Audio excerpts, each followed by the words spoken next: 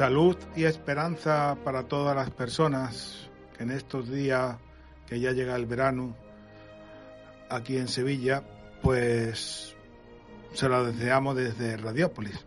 Radiópolis, como ya saben, es una emisora de participación ciudadana en la 92.3. Y vamos a desarrollar un nuevo programa, un nuevo espacio que se llama Palabras al Viento, que es más o menos un magazine collage, como yo digo. Y vamos a hablar de 3 temas: inteligencia artificial, murciélagos y mosquitos, y vamos a hablar también de la Fundación Joaquín Díaz González.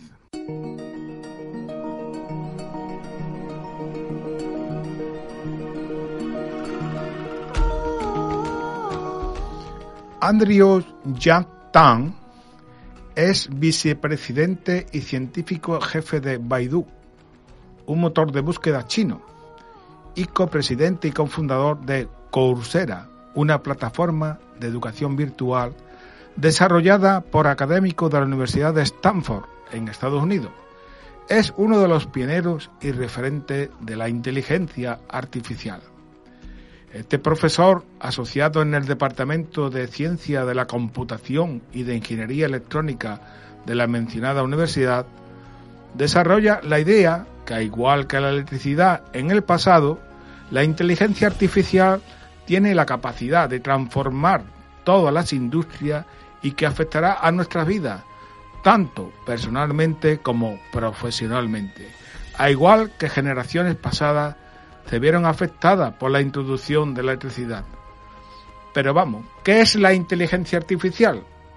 En el canal El País con Futuro hemos encontrado las palabras de Amparo Alonso Betanzos, que es la presidenta de la Asociación Española de la Inteligencia Artificial y coordinadora del Laboratorio en Inteligencia Artificial de la Facultad de Informática de la Universidad de la A Coruña. Doy las gracias al País por permitirme estar con vosotros hoy. Yo os voy a hablar de inteligencia artificial.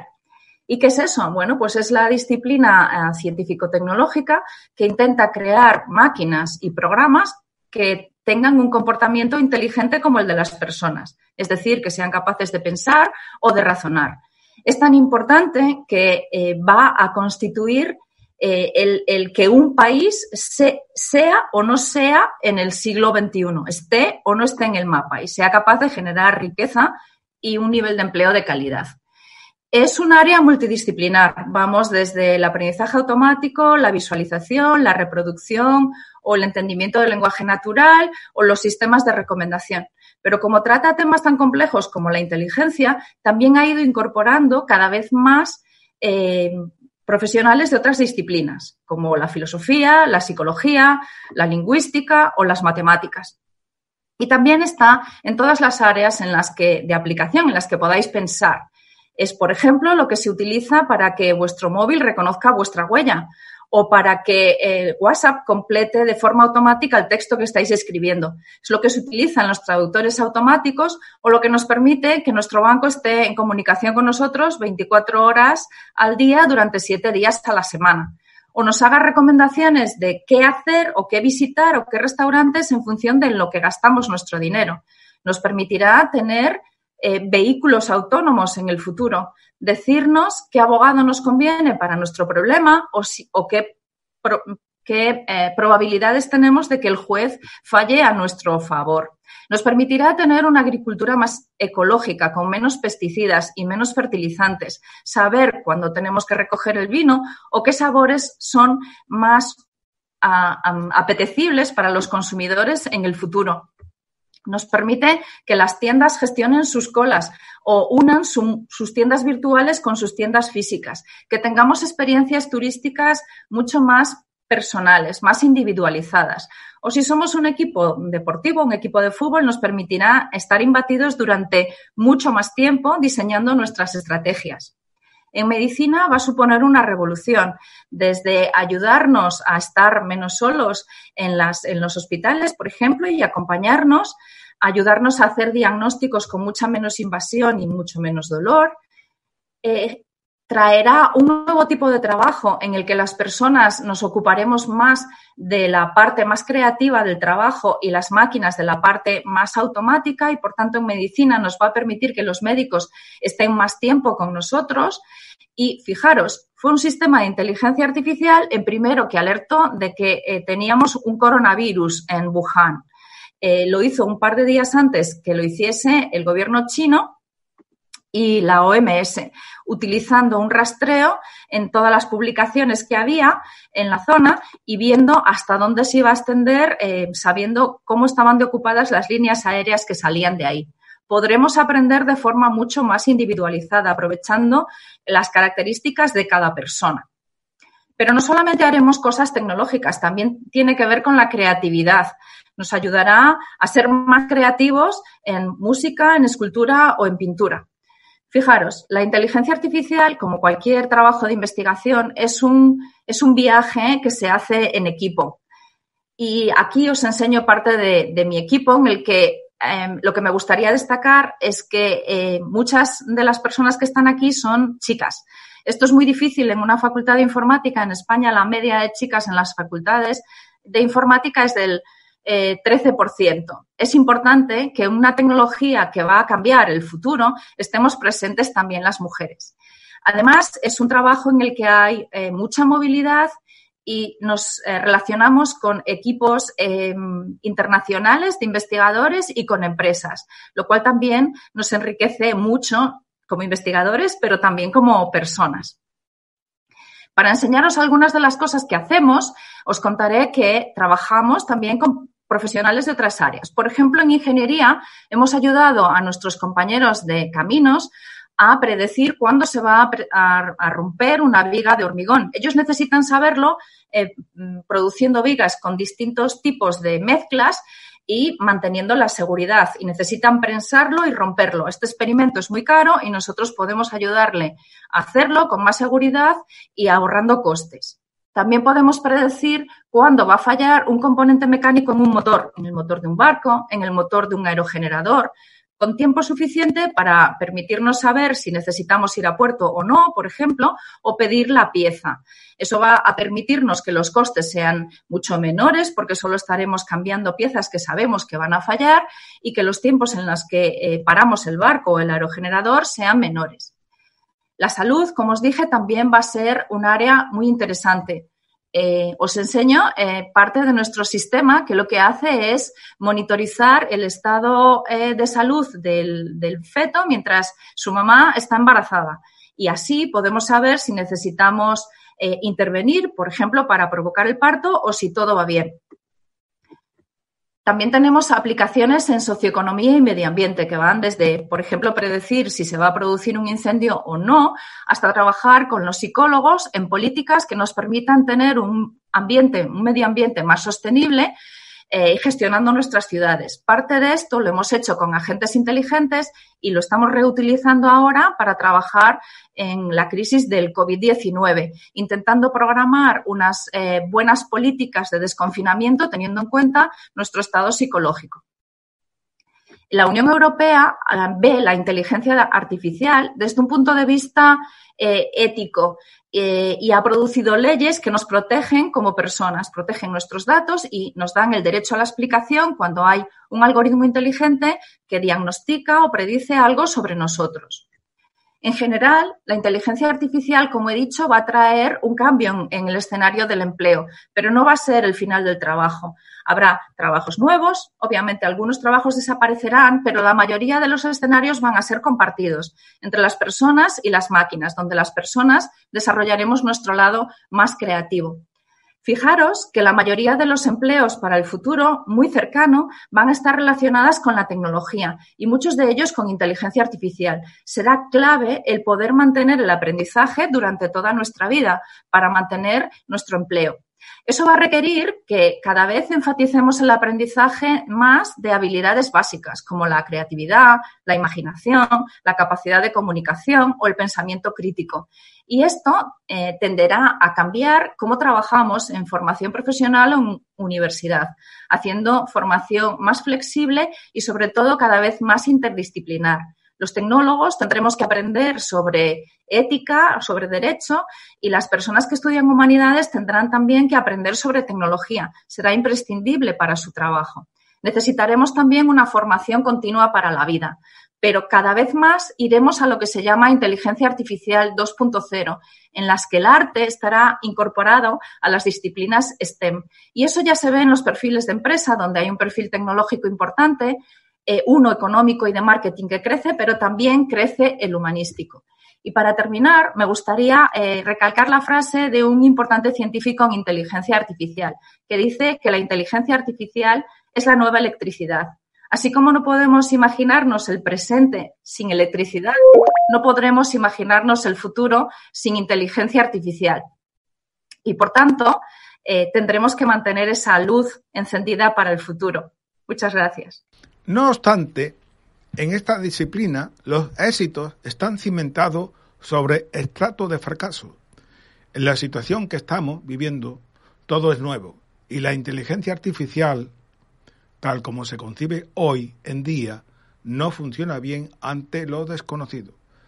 Para identificar patrones complejos se necesitan muchos datos y conseguirlo no es trivial en un territorio tan inexplorado, y es por ello que la Comisión Europea presentó el 21 de abril de este año, 2021, una propuesta para regular la inteligencia artificial, aunque ya hace años que se usa en la Unión Europea. Lejos de las imágenes de robots futuristas, la inteligencia artificial está detrás de muchas de las tecnologías que usamos hoy en día. Este miércoles, la Comisión Europea presenta su primera propuesta legislativa sobre inteligencia artificial, pero ha estado financiando proyectos que integran la IA durante años. Humanity Care es uno de ellos. Esta plataforma médica recopila datos de pacientes como la presión arterial o la frecuencia cardíaca a través de diferentes dispositivos como pulseras inteligentes u oxímetros. Envía una alerta cuando algo va mal, pero cualquier decisión siempre la toma un médico. La inteligencia artificial ayuda porque las alarmas que la plataforma proporciona a los médicos se basan en aprendizajes sobre las enfermedades de los pacientes. Las alarmas no solo les avisan de un dato irregular, sino también dan información sobre lo que está sucediendo.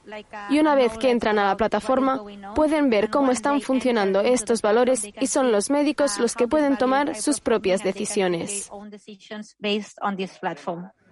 La IA permite a las máquinas analizar y aprender del entorno y tomar decisiones para alcanzar objetivos específicos, pero tiene riesgos.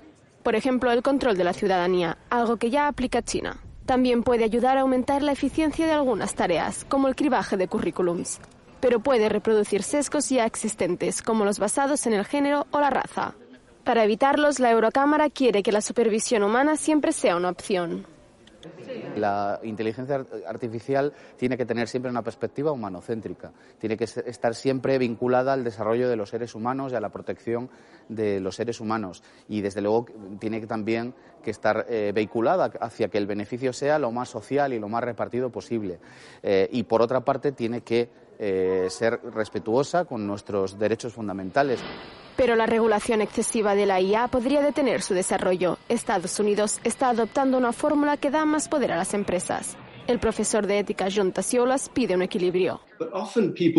A menudo la gente, cuando habla de una regulación excesiva, piensa en términos económicos, que es algo que obstaculiza el crecimiento económico. Pero la clave aquí es, la prosperidad económica es solo un objetivo entre otros. También hay derechos en los que tenemos que pensar. Y a menudo, respetar los derechos significa limitar la prosperidad económica que podríamos tener de otra forma. La Unión Europea espera que esta nueva legislación marque el camino a nivel global, tal y como ha sucedido con la Ley de Protección de Datos.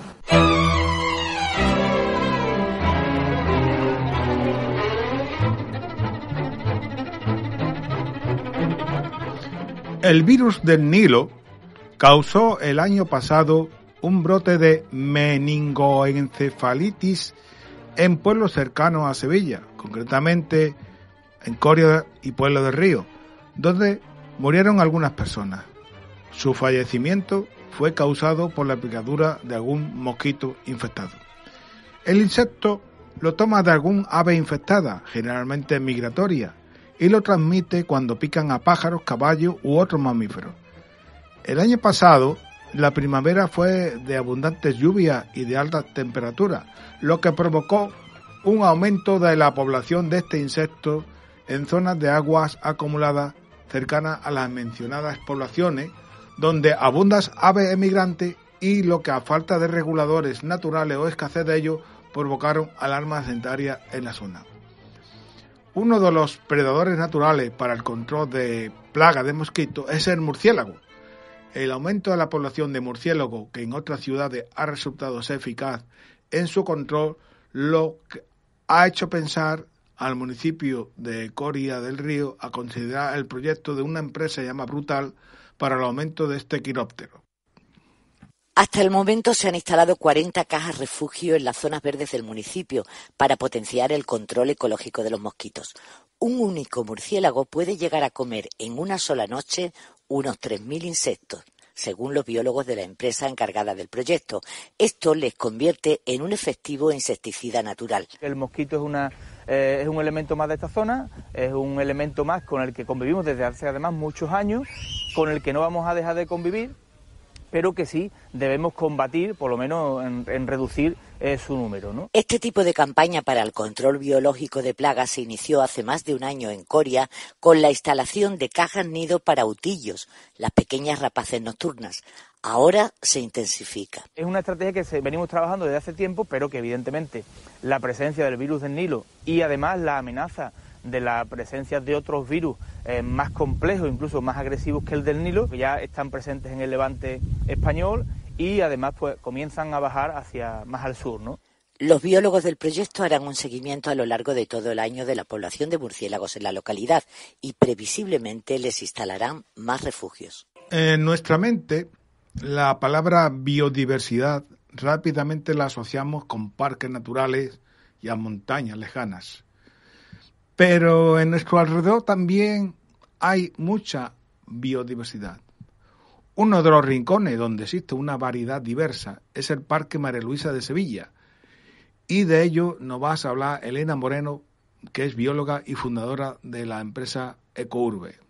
En las ciudades hay mucha naturaleza y habitualmente se tiene el concepto de que para observar naturaleza o, por ejemplo, hacer avistamiento de aves, hay que irse a parques nacionales o parques naturales donde hay mucha abundancia de especies. Sin embargo, en los entornos urbanos hay mucha biodiversidad y es una oportunidad para que los ciudadanos conecten con su naturaleza más cercana y conozcan a las especies que les rodean. Estamos acostumbrados a admirar edificios por su antigüedad y muchas de las plantas que los rodean y los animales que también tenemos a nuestro alrededor son más antiguos que esos edificios con mucha diferencia. En el Parque María Luisa se puede encontrar una gran variedad de ellas y animales también, que se pueden considerar como fósiles vivientes o animales que su existencia en general nos pasa muy desapercibidos y nos ayuda a tener una vida saludable, como aviones, vencejos, cernícolos o uno en especial, como es el nóctulo grande, una especie de murciélago que en nuestro histórico parque se conserva al menos 500 ejemplares, un animal singular y de fama internacional, con una dieta carnívora, come pájaros en vuelo y con unas dimensiones de hasta medio metro con las alas extendidas. Rescatamos parte de comentario del programa Tierra y Mar dedicado a los murciélagos de Andalucía, donde Carlos Ibáñez, investigador de la Estación Biológica de Doñana, es entrevistado por Miguel Montaños. Carlos Ibáñez, investigador de la Estación Biológica de Doñana, descubrió su pasión por los murciélagos en un viaje a Venezuela. Hoy pasea por el Parque de María Luisa de Sevilla, donde el equipo de quirópteros que dirige descubrió la mayor concentración mundial de un murciélago forestal, el nóctulo gigante, con 500 ejemplares.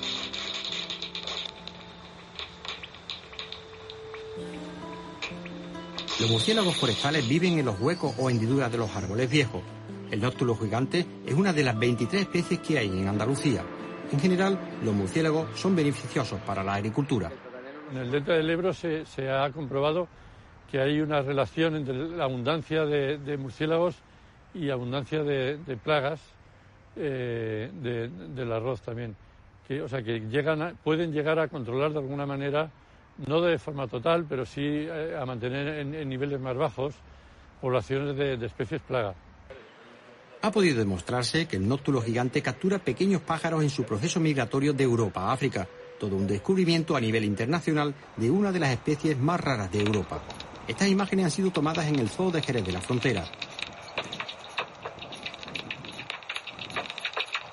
Hay colonias también en Doñana del Nyctalus lasiopterus. Aquí se los observa en una caja refugio de corcho. La red que hay debajo es para recoger sus excrementos. Esta otra secuencia está tomada en el Parque de María Luisa de Sevilla, con la mayor densidad de población de Andalucía. Las poblaciones más importantes están en España, dentro de España en Andalucía, y esta sin duda es la población más numerosa de todo el mundo. Cuenta con unos 500 individuos que se reparten por muchos árboles del parque. Nosotros hemos llegado a contabilizar que utilizan hasta 70 o 80 árboles diferentes. El romance es un tipo de poema característico de la tradición literaria española, ibérica o hispanoamericana.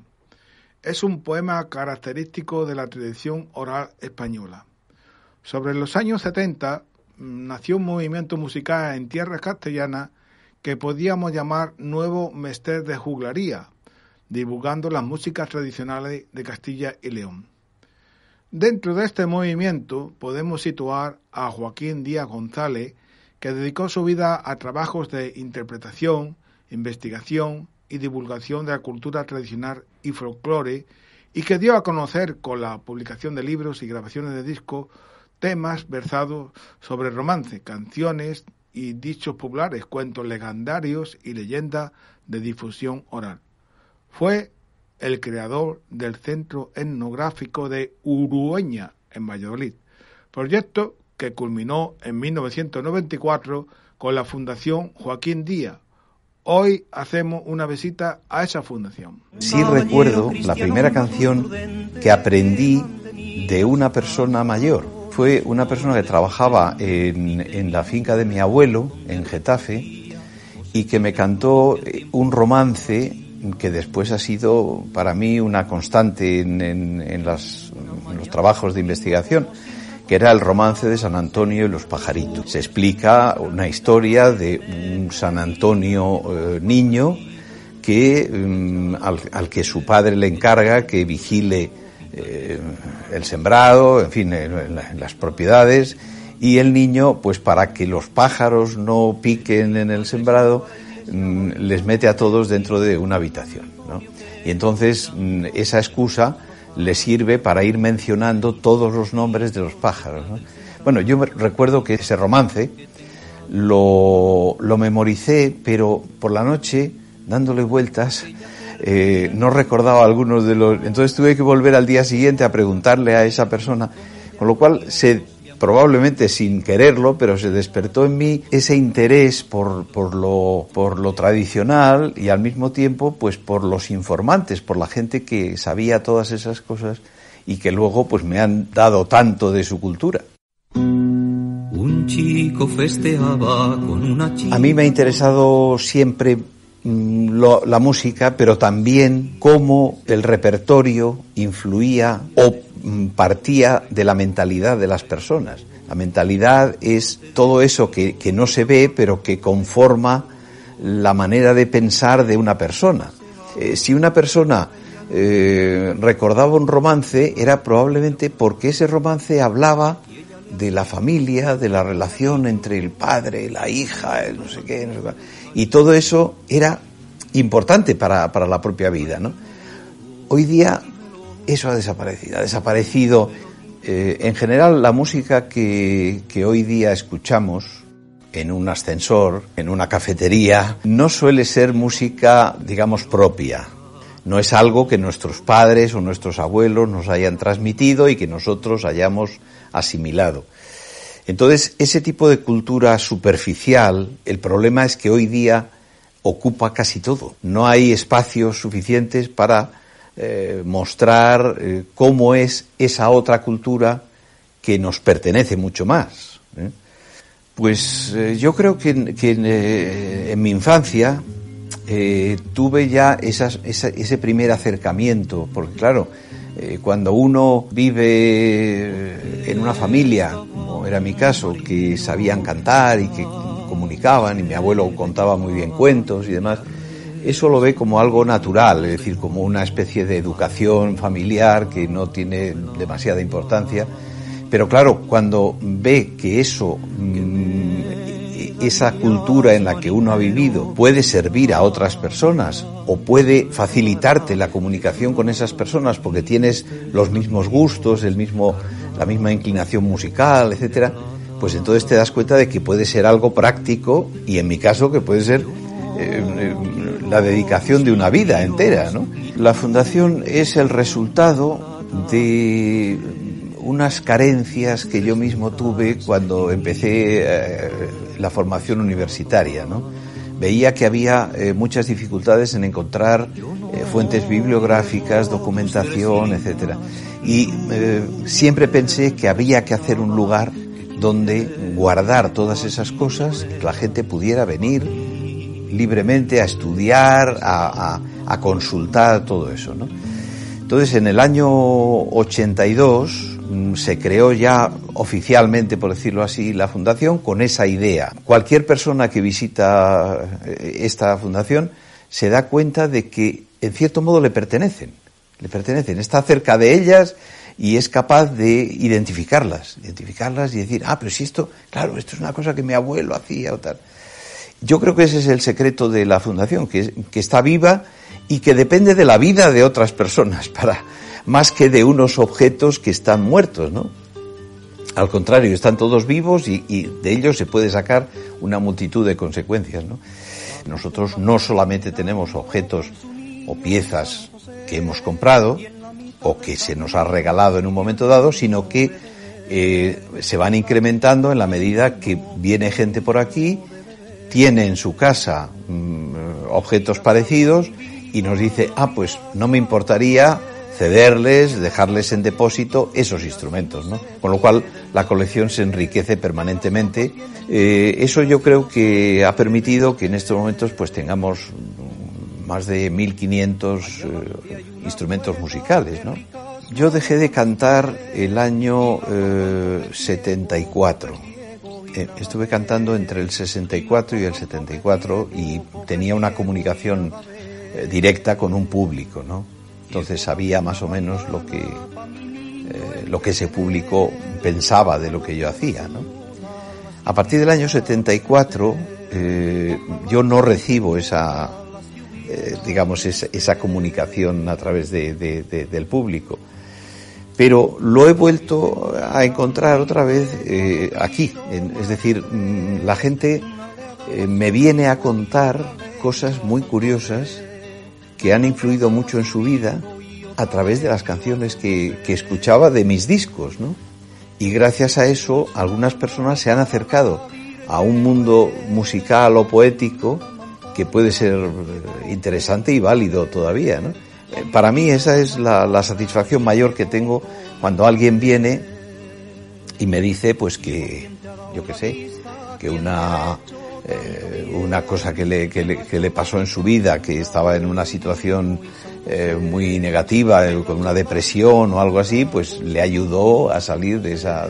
Claro, eso es importantísimo. Yo no me he enterado nunca de esas cosas, pero de pronto alguien viene y te confiesa, te dice que has sido en su vida muy importante.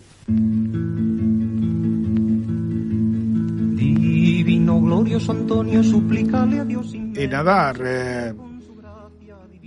pidiéndole a San Antonio que nos ayude, desde aquí, desde Radiopolis, os deseamos lo mejor, Pedro en la parte técnica y un servidor de ustedes, Antonio Gil Ablada. Y esto es todo por hoy. Cuídense.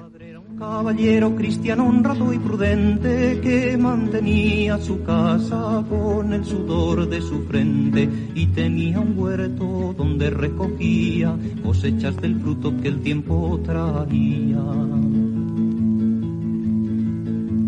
Y una mañana, un domingo, como siempre acostumbraba, se marchó su padre a misa diciéndole estas palabras: Antonio querido, ven aquí, Juan.